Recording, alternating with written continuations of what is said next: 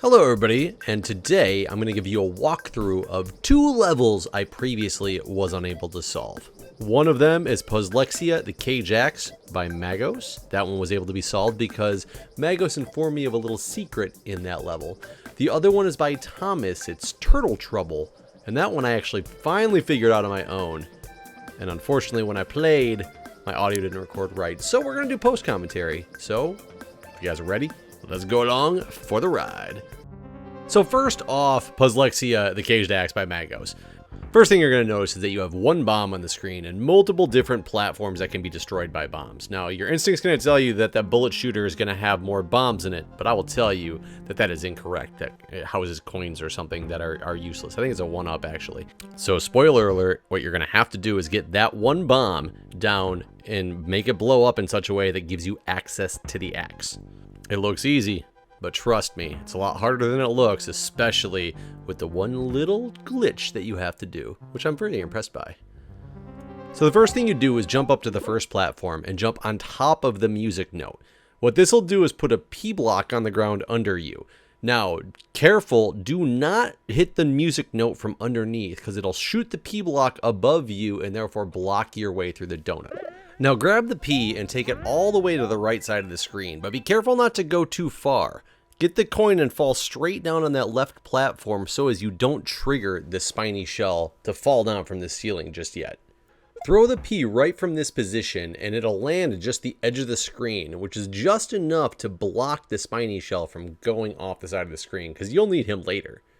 So now what you need to do is quickly jump up, grab the POW block, come back down, and jump up to the next platform so that the spiny shell doesn't come down and take out the POW as well as doesn't come down and kill you. Now with the POW in hand, time your jump to jump off of the cannonball to get over to the left side of the screen. And then make your way back to the right side of the screen and grab the spiny shell and do the same thing. You have to be really careful with your positioning at this though, because you need to face to the right, otherwise the spiny shell is going to get destroyed. Watch this. If you face to the right, you can jump off the bullet without affecting the spiny shell. However, if I face to the left, the spiny shell is destroyed. So now with the spiny shell in hand, return back to the left side of the screen. And now you have to time this just right using the spiny shell on top of this note block with the POW in hand to get forced through the trampoline to the left side of the stage. You have to do this in such a way that the spiny shell has a few bounces, so you have to get rid of that donut up top first.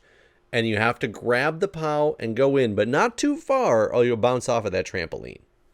Now once inside this little area, set the POW down in such a way that you can get on top of it without hitting those spikes and walk across to the left. This way you then have access to the question block under that bullet bill, and when you hit that bullet bill's question block, he will get lifted up one platform. Now, this is actually going to give you access to that area later. We'll find that out momentarily. At this point, it's very important to get your POW before you leave this area, because if you don't grab it, you're not going to be able to finish the level, and I'll show you what happens.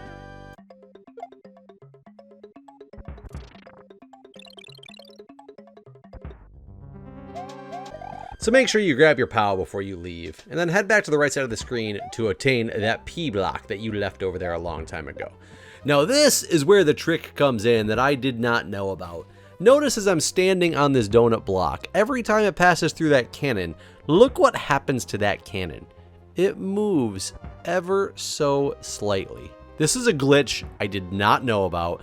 This is the glitch that Magos had to tell me about. He said there was a glitch that had something to do with the cannon in the donut block. Go check it out. That's going to help you solve this level. And he was absolutely right. Once I understood what this thing did, I knew I could solve this level. But if you just keep watching, that cannon comes up ever so slightly every time a donut block goes through it until eventually, magic. There we go, magic. What does that do for us? It gives us a platform to be able to jump up to that area that we've now exposed to get under that bullet bill and closer to the bomb. So clear out these coins, set off your P block, get your bomb, get downstairs, and throw it to destroy some blocks. Now, the only thing we have left to do is set off our POW, take out those chompers, and victory is ours. Great level, Magos. I had no idea about that glitch, and thank you for reading the comments and actually giving me a hint for what to do in this level. I really liked it. Even with the glitch, I like to learn about new glitches in this game. So, Magos, great level. And by the way, who's got your world record? But let's watch that level from the top.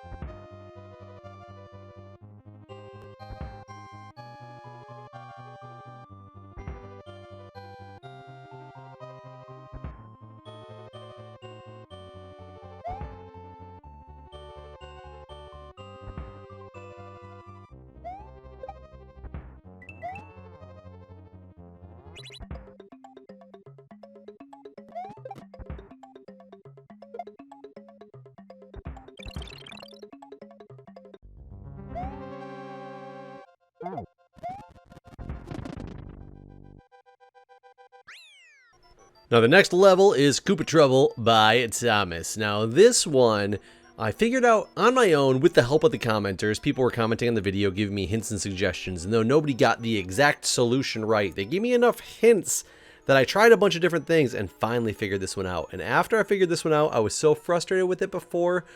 This level is amazing. There is no glitches, no exploits. This thing is just pure one-screen puzzle that racked my brain, and I love it. I love this level. So let me walk you through how it's done. So the first thing you gotta do in this level is kill off that first Koopa. That first Koopa, you don't need the little guy that's inside of him. Not a big deal. He can die. It's the other guy that we've got to protect. Now to get the other guy free, we need to build him a platform. He is stuck in a one-block area with a arrow pointing thing that does not let us get inside. So we need to build him a platform so he can walk out casually on his own. And we do this by bouncing the P block on top of the shell. Now once he is free, we need to build another platform to the right side of him so that when we actually jump on the Koopa shell, the little guy inside bounces all the way over the gap to that area with the trampolines, because he needs to set off that note block that's up top. That note block contains an important POW that we will need for the rest of the puzzle. Now you may not realize it at first, but you need to preserve both of these blue platforms throughout the duration of this level. If you let one of them fall down, it's game over. You need the platforms there. So in order to make this easy, I put a POW block on top of the second blue platform to use as some way I can jump over from platform to platform without setting them off. So now grab one of the red shells and use this POW that you just made as a platform to get all the way up and over the level and deposit the shell on top of the cloud as shown. With the shell in the right place, head back, this time grab the P and go back down. Now you have to get your POW block back from the position that it's in. I found the easiest way to do this is to throw the P block underneath the POW to give you a little bit more leverage in grabbing that POW block. Otherwise, you really run the risk of hitting that platform on your way back down with the POW block instead of just getting the POW block and leaving the platform intact. And also, you actually need the P-switch in this exact position because it's a bounce platform for the shell later in the level, you'll see. But with that first P-switch all set up in the right spot, you again need a way to have a shell go across that gap. What you need to do is you need to set up your POW block and your P-switch in such a way that if a shell were to be thrown, it would be able to bounce over top of the purple box and slide over these P's into that trampoline area to be able to take out the POW. At this point, your setup is complete, and you can go grab the last remaining red shell and bounce up to the top area, being very careful not to take out that top blue platform. Once here, you gotta jump and activate an invisible question block. This will actually block the cannon from falling down when you use that first POW, and it kills that chomper underneath. It's hard to explain, you have to see it for yourself, but either way, you have to do this step. Once all this is set up, walk as close as you can to that yellow block on the right and fire away. You'll have to act fast at this point, but let me explain to you what just happened. So basically, you fired that red shell, it went across those two blue platforms to the left, it bounced off your P-switch that you set up there, came bouncing back to the right, went over your P-switch bridge, and took out that first POW block. Now, step 1 is complete. But remember when I said you had to work fast? Notice, right when I released that shell, I actually jumped up, semi-jumped through the cloud, making sure not to jump all the way through the cloud, and grabbed the last red shell that I had up there. All doing this all before that yellow spinny block came back into a normal block. I had to make sure I was within the confines of the spinny block so that it did not turn back into a normal block, because it's my only way to get through that area. Now at this point, you quickly have to set the shell down in front of you so that the shell hits the fish, but does not think Mario is still carrying the shell, so it would destroy them both. If you set the shell down, it will destroy the fish and keep the Koopa shell ready for you to use, which you have to do to complete this part of the level. But also keep in mind, you have to pick the shell back up before the other Koopa shell actually goes and hits the POW block, or your shell will be destroyed. At this point, turn, fire off your last Koopa shell. It's going to follow the same path as that last Koopa shell did, but this time it's going to bounce back and hit that POW that's sitting underneath your P-bridge, leading you to a belly full of 1-ups and the successful completion of the level. Again, I just have to say that Thomas, this level was amazing. I loved everything about this level. So anyways, guys, one more time from the top, and I will see you next time.